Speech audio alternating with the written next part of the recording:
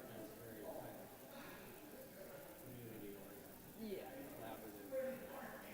So those lines are always a little blurry. Sometimes it's a good thing, sometimes. Yeah.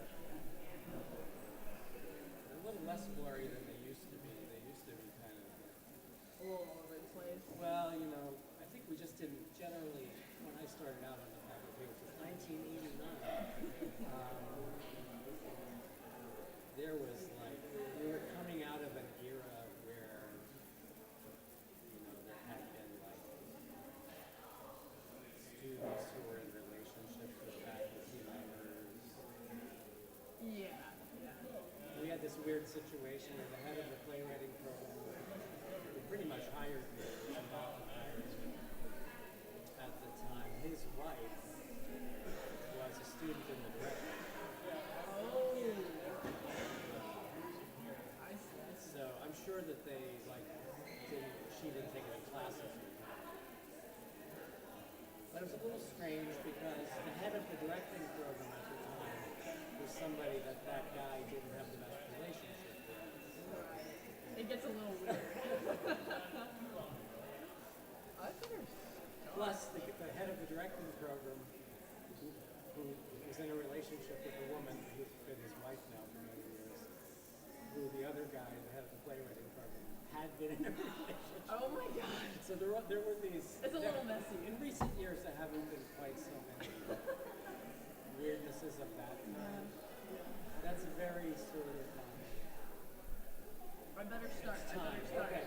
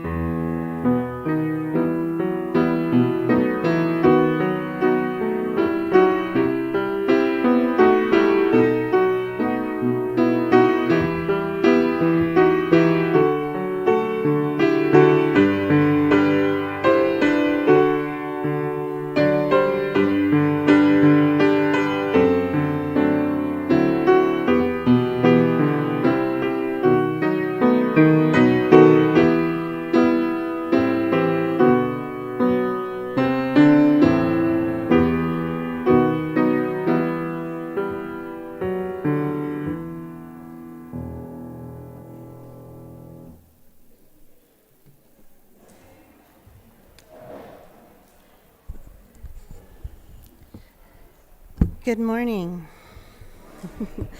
Welcome to the Unitarian Universalist Society.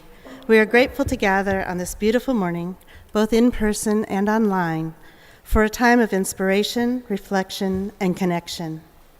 Whether you join us today with joy in your heart, weighted with burdens, or searching for meaningful connections, we are glad that you're here. I'm Marsha Cheyney, a worship associate and a member of the Unitarian Universalist Society, and my pronouns are she and her. I'm a slightly shorter than average white woman with long purple and brown hair, standing in UUS's pulpit at the front of our sanctuary. Our sanctuary and adjoining commons are filled with people of all ages. Through the window walls of our sanctuary, we connect to the natural world around us, where it is a cool and overcast, potentially rainy, sunny summer morning. As we gather, we give thanks for this land and for all who have cared for it over the centuries, particularly the Kickapoo, the Iowa, the Sauk, and the Meskwaki, and the Osheti-Chakawan nations. As people of many ages, genders, races, sexual orientations, classes, abilities, and health statuses, we know how important it is to come together and work together to create a radically welcoming spiritual community. As Unitarian Universalists, our faith expresses our core value of love through how we agree to be together and to support each other. We are guided by the shared principles, sources, and values of our living religious tradition. This morning, as we consider how personal and societal expectations impact us, we will celebrate and explore the values of interdependence and equity, recognizing our inherent worth on the journey of being human. If you're newer to our congregation, we invite you to learn more about us after the service. For those here in person, you can talk to a greeter in the atrium. And for those online, there's a link to a visitor form in the YouTube notes that will let us connect with you. Our call to worship today is from the words of Reverend Carol Thomas Sissel. We are one. We are family.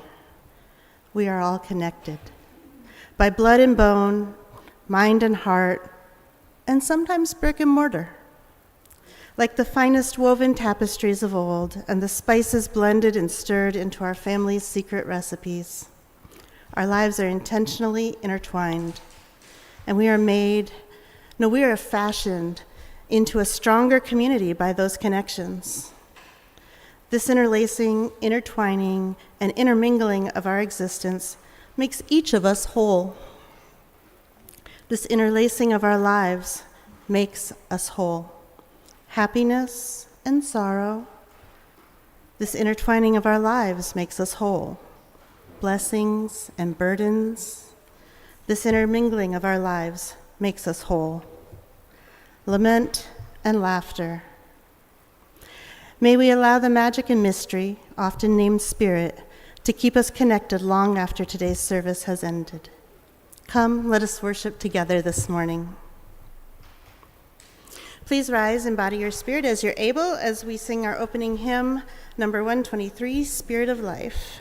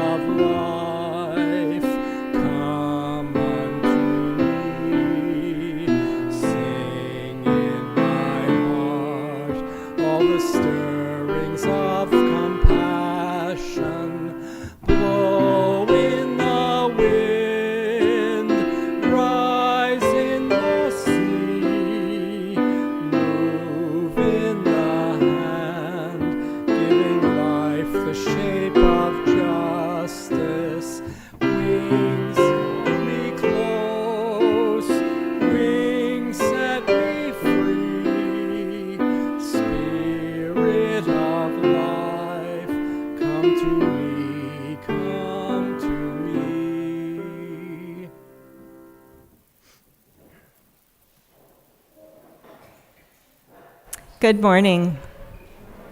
I'm Kara Beauchamp, a member of UUS and a worship associate. I'm a white woman in my late 50s, and my pronouns are she and her. As Unitarian Universalists, we light a flame within a chalice as a symbol of sanctuary and safety, to unite us in our worship and to remind us of our ongoing search for the light of truth. Please join me in saying our chalice lighting words as Chrissy lights our chalice. Life is a gift for which we are grateful. We gather in community to celebrate the wonder and mystery of this great gift. So let us now kindle the flame of our liberal religious heritage and renew our covenant of mutual love and care. Love is our doctrine, the quest for truth is our sacrament, and service is our prayer. To dwell together in peace, to seek knowledge in freedom, and to serve those in need. This we promise, this we covenant, with life and one another.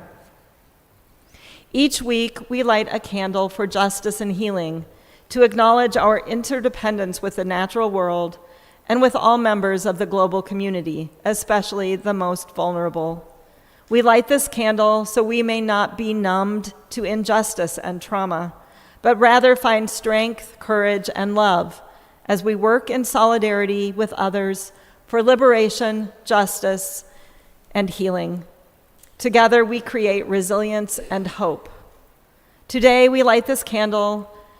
We're particularly mindful of those in the western United States experiencing excessive heat and those in the path of Tropical Storm Beryl, especially those who are currently unhoused. As I light this candle, let's hold a time of silence to listen to our hearts and bodies, or perhaps to lift up prayers.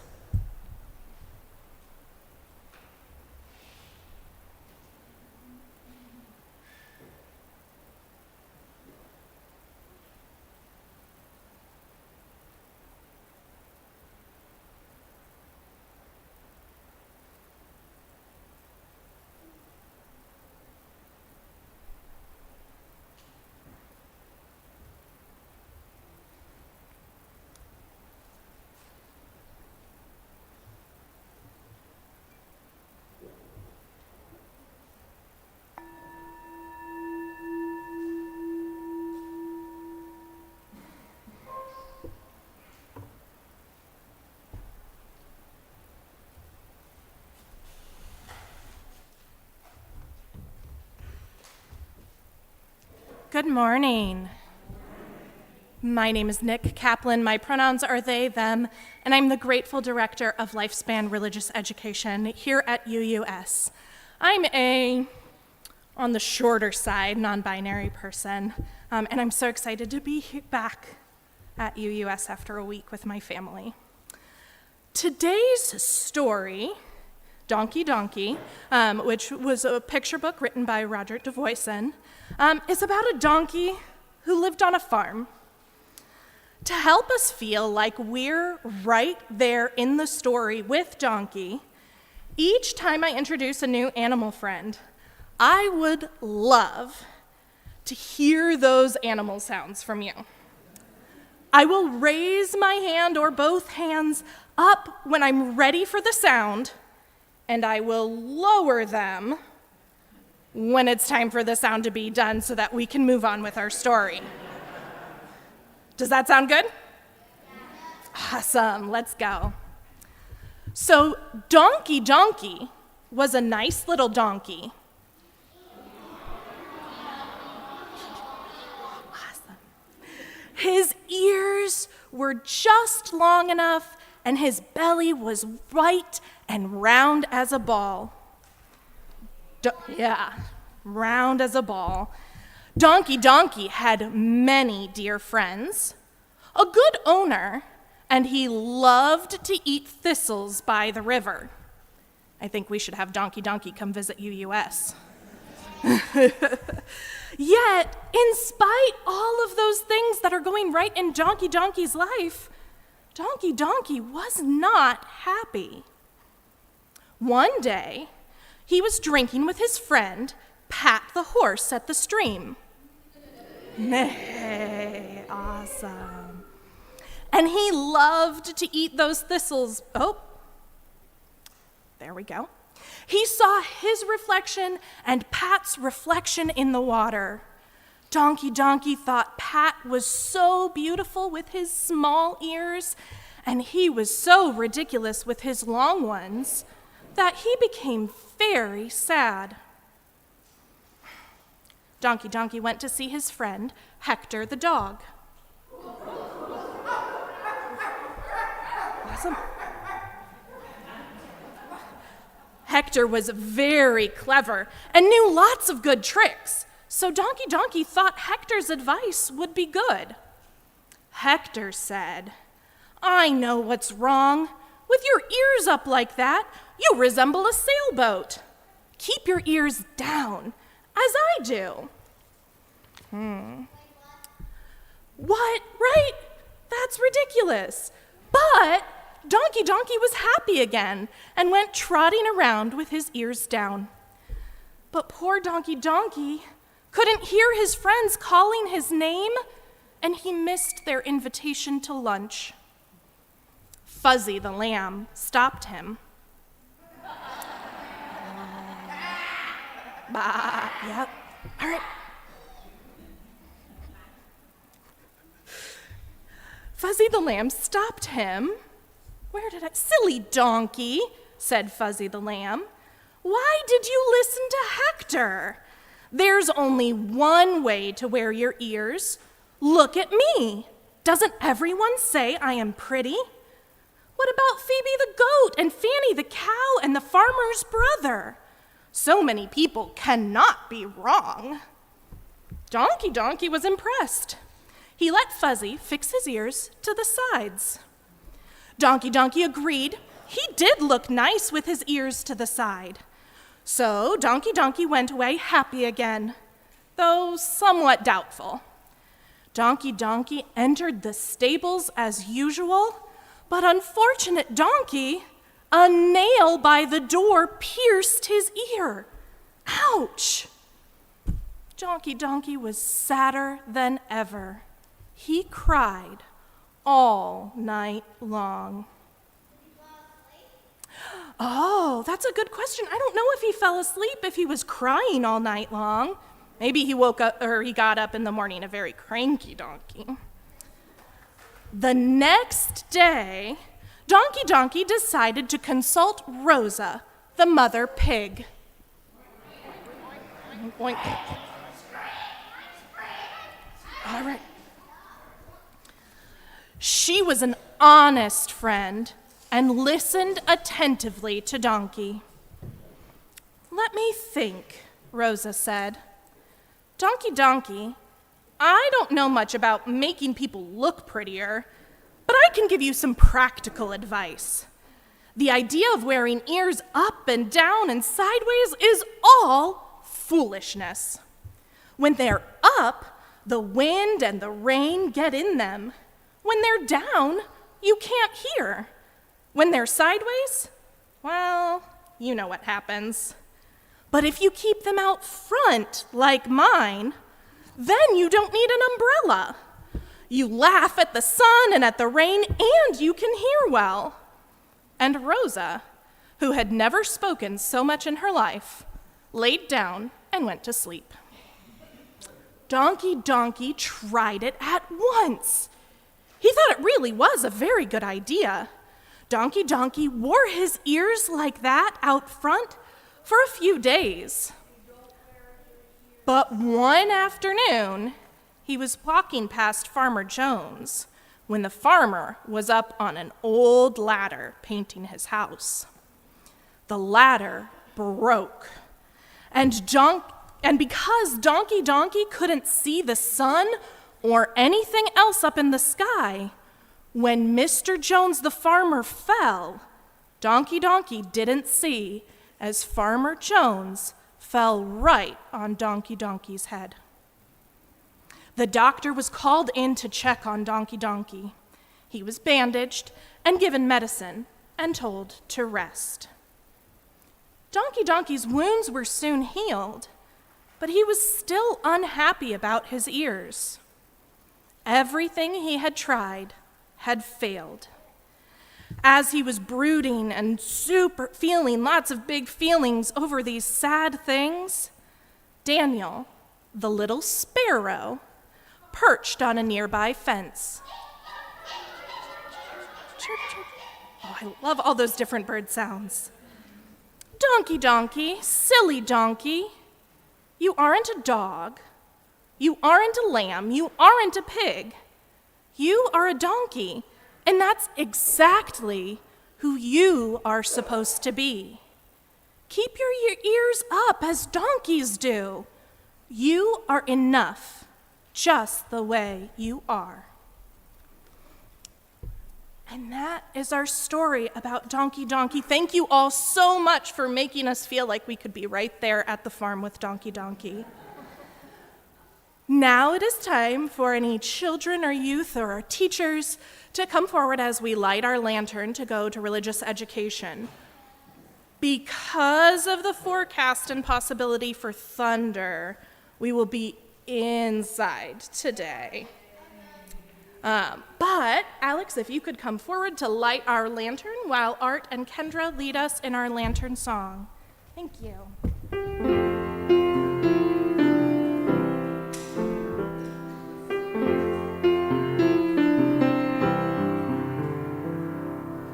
Take with you the flame from our chalice. Take with you the light and the hope.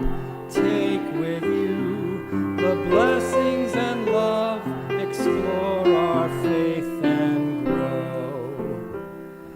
Take this flame as you go. Take with you the flame from our chalice. Take with you the light and the hope. Take with you the blessings and love. Explore our faith and grow.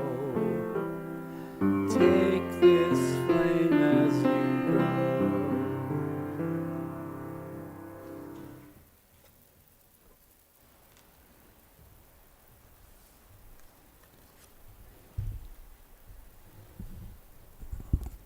Nurturing gratitude and how we understand and express interdependence is part of how we live into our Unitarian Universalist faith.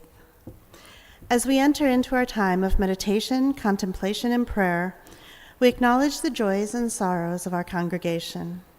We do this by dropping stones in a bowl of water, symbolically immersing our personal joys and sorrows into the flow of life's joys and sorrows.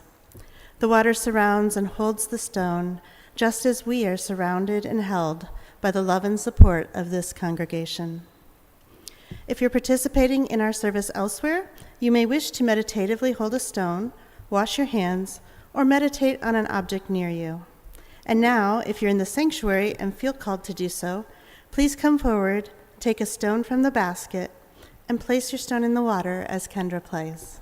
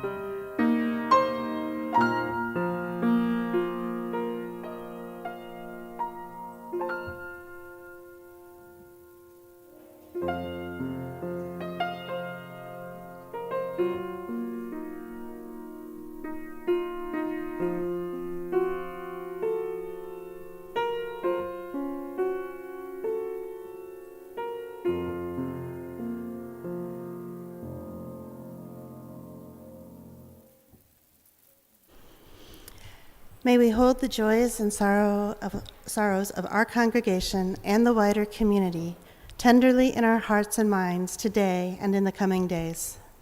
When we need a listening ear or a heart or a helping hand, may we reach out. And when we know of the needs, may we offer support with loving kindness. For it is in sharing our lives, our cares, our joys, and in giving and receiving that we know community most fully, that we have the opportunity to live our covenant with one another. Amen. Blessed be. As we go deeper into our time of contemplation, I want you to know, I see you. You're driven, brilliant, and loving. And you feel pretty good about yourself until that inner critic starts speaking up.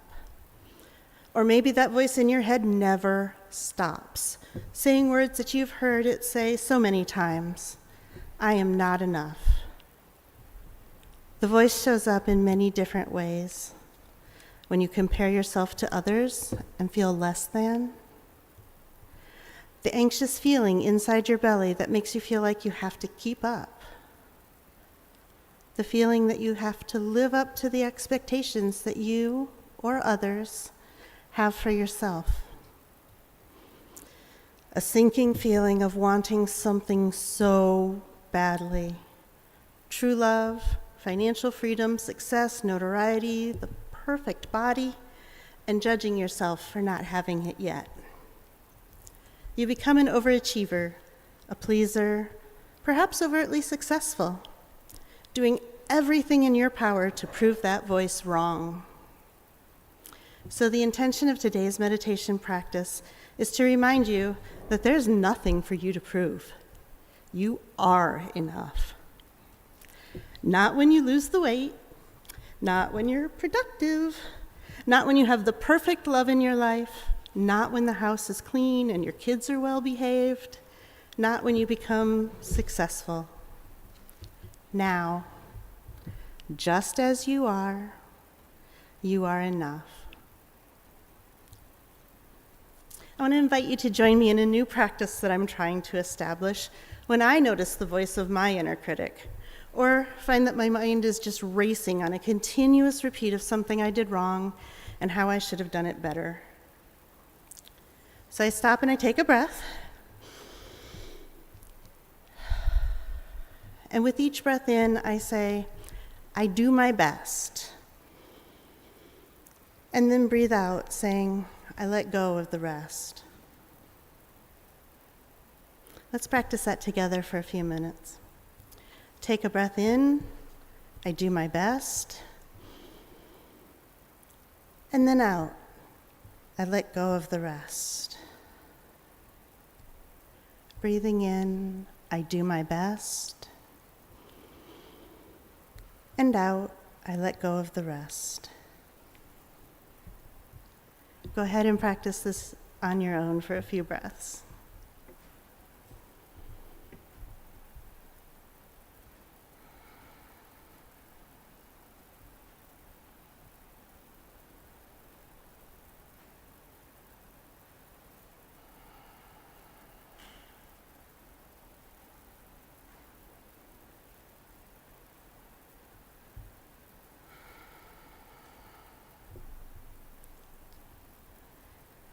It is not our achievements that define us. We are defined by who we are. You are a unique expression of life. No one before you and no one after you is exactly like you. You are enough, and together we are enough.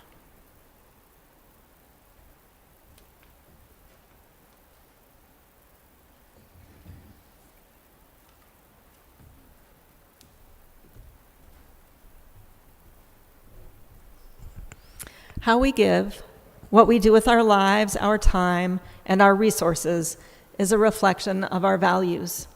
In response to the abundance we are blessed with, every week this congregation donates generously to organizations in the community whose work aligns with our values and principles. Our community partner agency this month is Inside Out Reentry Community. The Inside Out Reentry Community works with individuals who are incarcerated throughout the state to help them develop reentry plans, regardless of where they plan to live after release.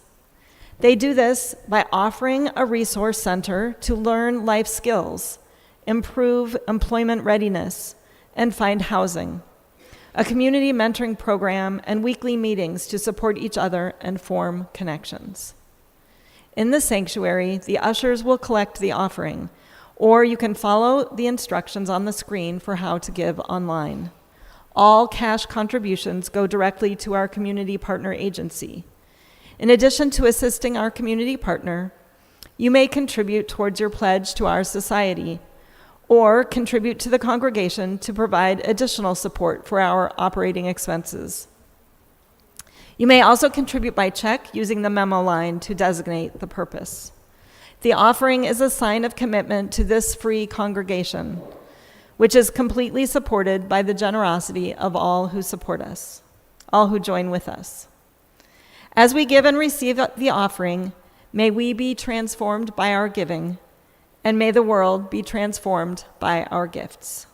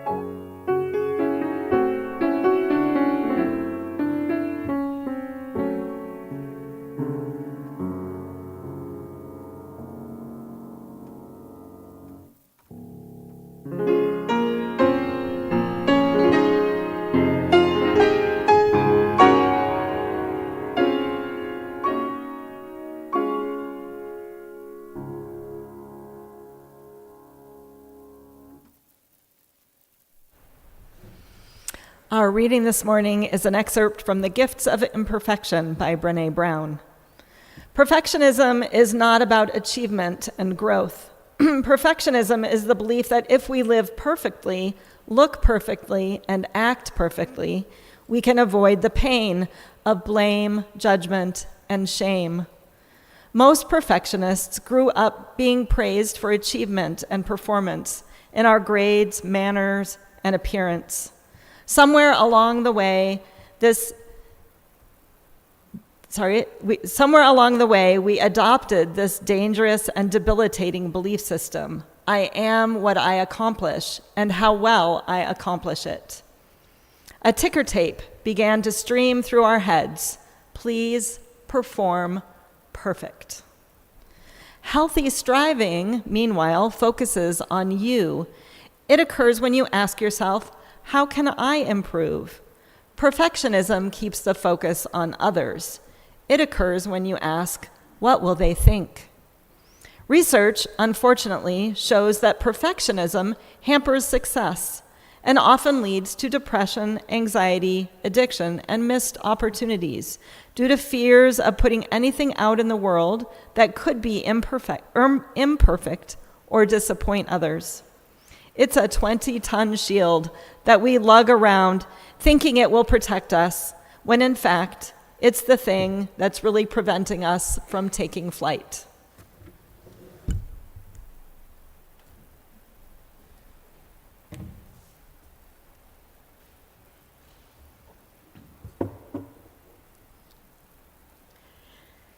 So in the spirit of interdependence, today's sermon was written by Reverend Diana Smith, who is sharing the same words in Cedar Falls this morning.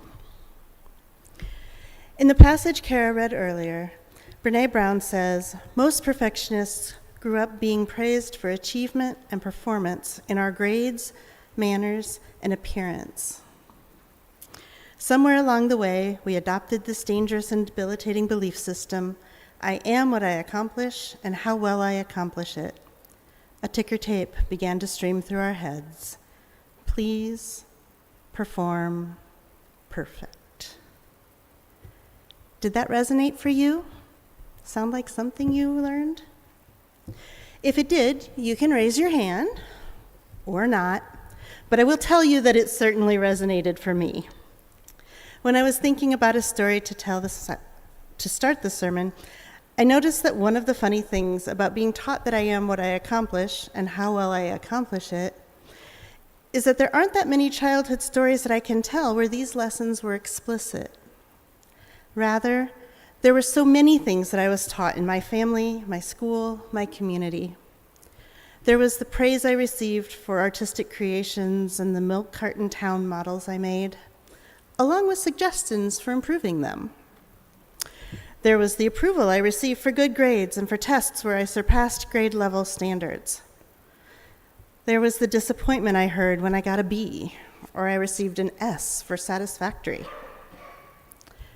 There was the disapproval I heard and felt for my tomboy appearance and the approval that I heard about other little girls' dresses and that I received when I wore a dress.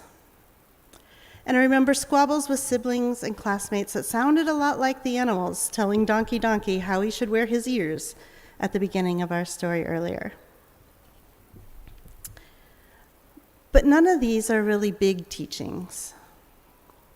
They're small messages given over and over and over again, and they often grow through praise and approval and affection, giving primarily or only as a reward for doing things the right way. A lot of us had childhood experiences with similar cumulative impacts. A friend who I was talking to about this sermon shared how he thinks his parents were a bit worried about him and all the paper he wasted trying to get his writing perfect on school papers. Another friend, who is autistic, recounted the constant feedback he received about his handwriting and the shame he felt about never being able to get his writing perfect, no matter how hard he tried. Through so many little messages, we receive a message loud and clear. As Brene Brown said, please perform perfect. And we internalize that message, trying our best to be perfect and judging ourselves harshly when we weren't, which of course was often. Because who can really measure up to the standard of perfection, especially when it is set by the world around us? by others, especially when the expectations we're trying to meet are a combination of the things we see in many different people doing well. Trying to embody the sense of humor of Anne, the assertiveness of Ben, the calm and quiet of Chelsea, the intelligence of Dana, the athleticism of Ernie, the community-mindedness of Frankie, the perfect appearance of Gail, the artistic abilities of Helen, etc., and pull them all into one person, yourself. It's impossible.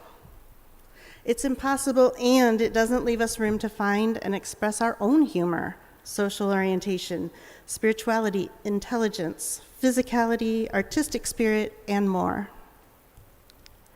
It keeps us focused on trying to live up to the expectations of society, expectations that often reflect the hierarchy, capitalism, sexism, racism, heteronormativity, ableism, individualism, paternalism, and more. And it keeps us focused away from how we can understand our own gifts and those of our community, and use them to create a stronger community, more love, and liberation. Perfectionism, what it is that we're trying to be perfect about, denies the deep truth that we are imperfect and in process and limited.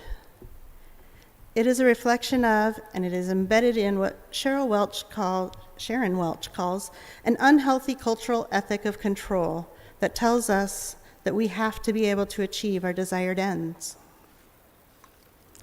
We need certainty about what will happen as a result of our actions, and that unless we know all the facts, know what impacts our actions will have, and know what our actions will directly lead to our desired result, then there's no point in acting.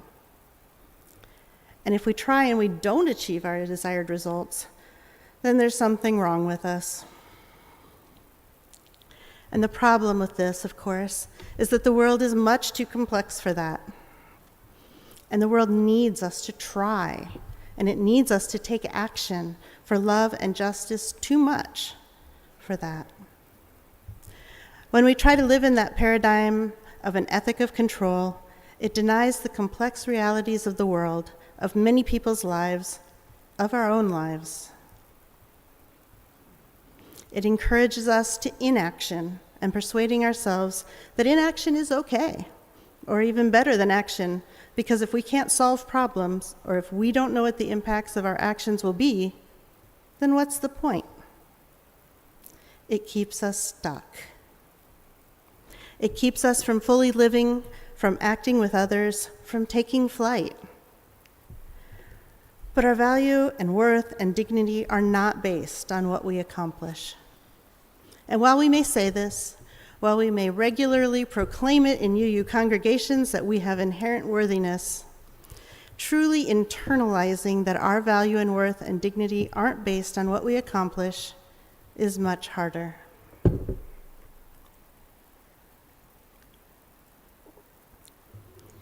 Sometimes it even seems ridiculous to say that our value isn't based on what we accomplish, on the quantity of things we produce.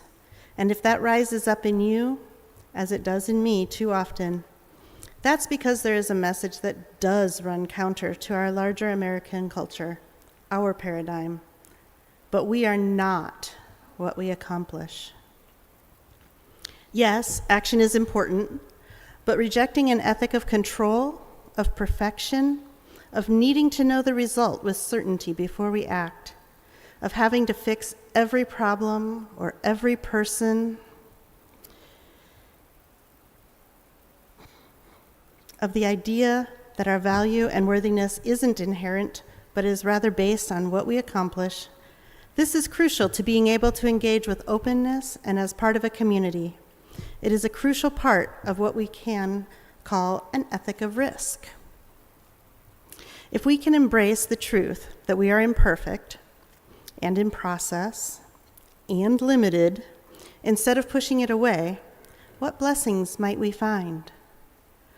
What might come from affirming that we're finite, knowing that we're in process?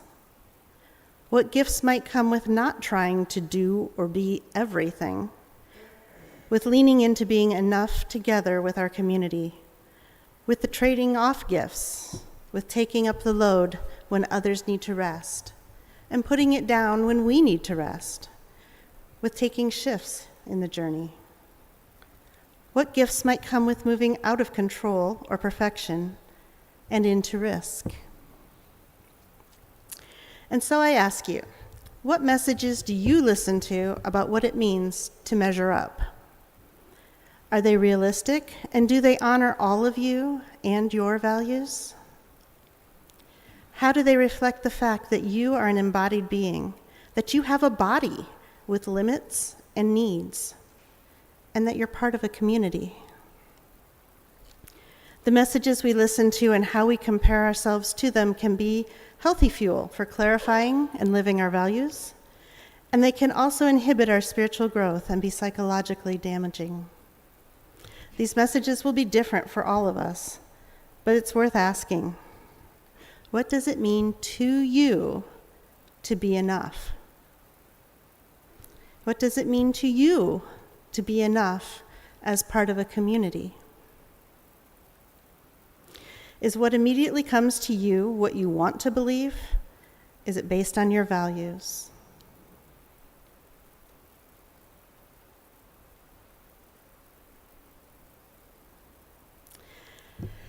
Today I'm going to invite all of us into an activity to help us reflect on and share what it means to each of us to be enough, and what it means to be enough when you're connected with your values, your truest self, and our collective values, the things that truly nourish our communities and help each of us flourish. For the next 5-ish minutes, I'm going to ask you to imagine that you're a plant. You get to pick which type, but you're outdoors with rich soil that your roots reach down into. Your stem or trunk supports you as you reach up, and your leaves have unfurled and get to feel the nourishing rain, and your flowers bring a sweet scent to the pollinators all around you. Do you have your plant in mind?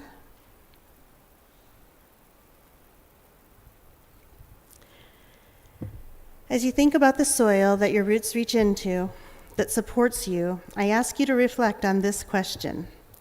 What are some values that nourish you, that nourish your roots? Take some time to notice those values. Notice how they support you. You might name a few of them aloud or simply to yourself within your heart and mind.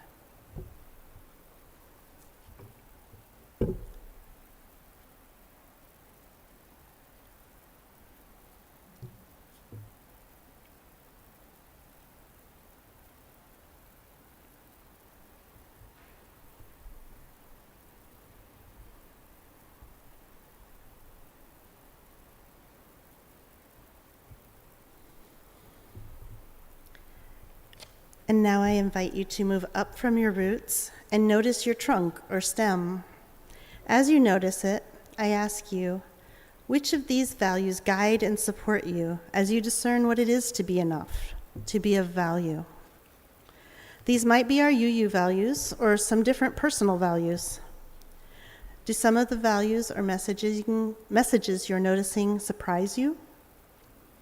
Are some of them things that aren't consistent with your overall values?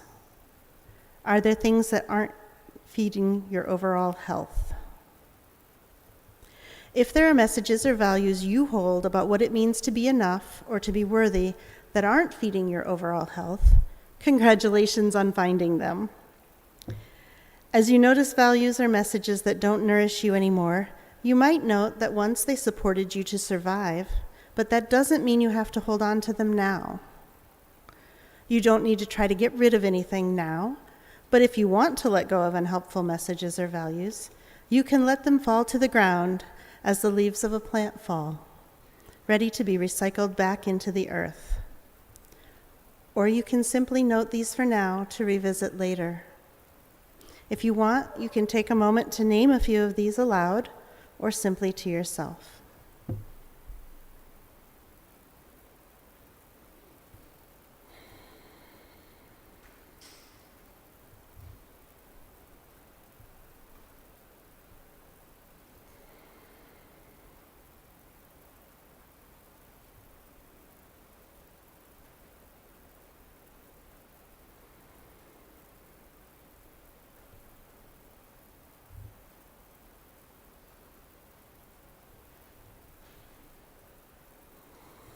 Now that you've had some time to notice these unhelpful messages, the things you're in the process of shedding, let's take a moment to shake it out. If it's available to you, you might want to rise, or you can stay seated. Then, mindful of the people around you, you can shake your hands, your arms, your legs, or your whole body as you let go of those unhelpful messages.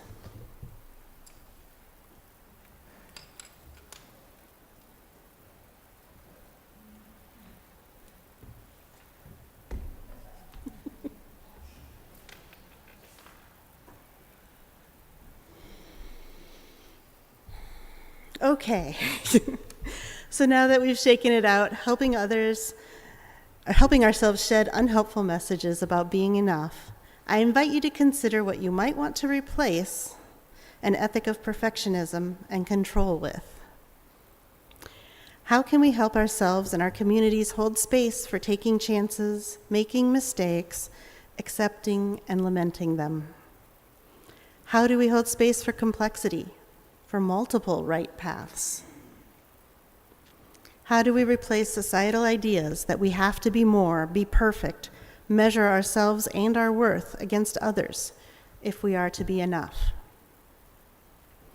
It can be easy to fall into complacency or withdrawal from the world if we take some of our principles or values without holding them all in creative tension. But our values of interdependence, equity, transformation, pluralism, generosity, and justice, all rooted in a deep, fierce love, call us into ways of being that are more connected with ourselves and our communities, even as we hold sacred space for rest and for the knowledge that our value is not based on what we accomplish. All of this can help us embrace curiosity and an ethic of risk, love, and justice. All of this can help us find more life-affirming ways of asking and answering what it means to be enough, what we want to do with our beautiful, beloved, and precious lives. And this brings us to the top of our plant. As you notice the leaves and flowers that gather sunlight and create new life, I invite you to notice what emerges for you with this question. What ways of being enough together do you hope are coming into being or will emerge? How do you want to embrace and engage with life? Your answers may be large and grand or small and intimate. There aren't any right or wrong answers. These are the hopes and ways of being that are coming to you as you reflect on what it could mean for you to release an ethic of control a little more, engage a bit more with an ethic of risk. I invite you to take a moment to notice some of the things you hope will come into being. You might name a few of them aloud or simply to yourself within your heart and mind.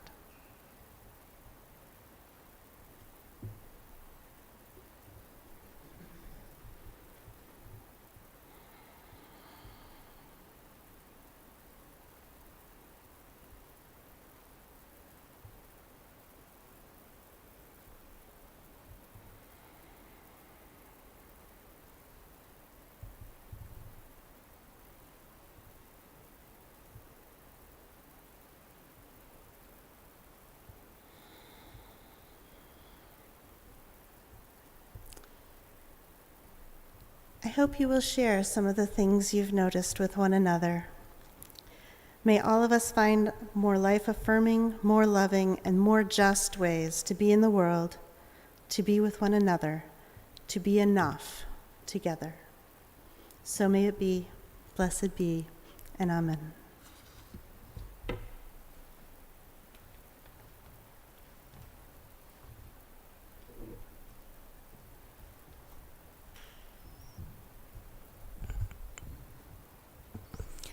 May what has been shared today help us more fully affirm our interconnection and live into love and justice.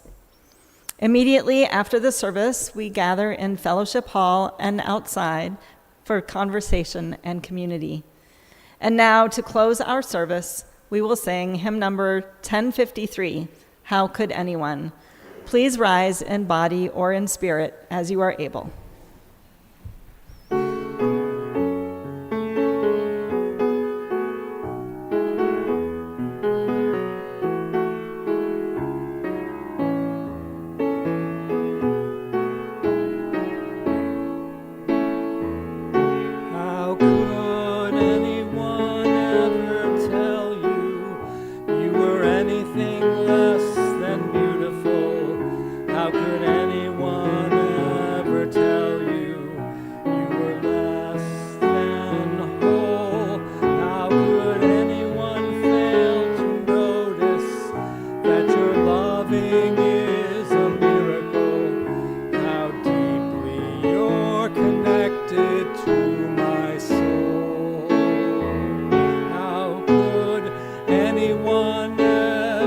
tell you you were anything less than beautiful? How could anyone ever tell you you were less than whole?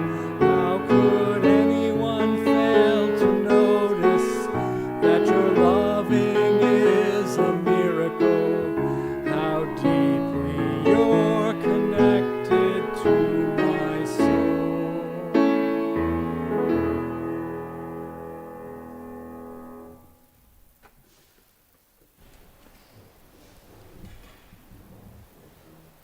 Please join me in the words for extinguishing the chalice. We extinguish this flame, but not the light of truth, the warmth of community, or the fire of commitment. All these we carry in our hearts and in our minds until we are together again.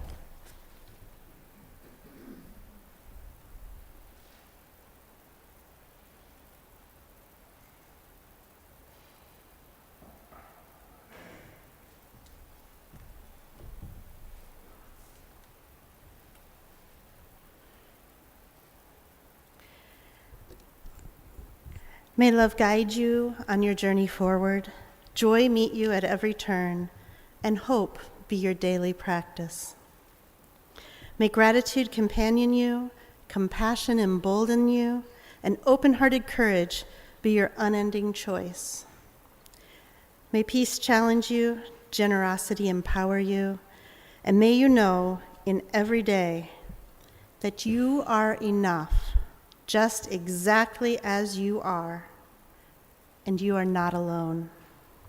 Blessed be.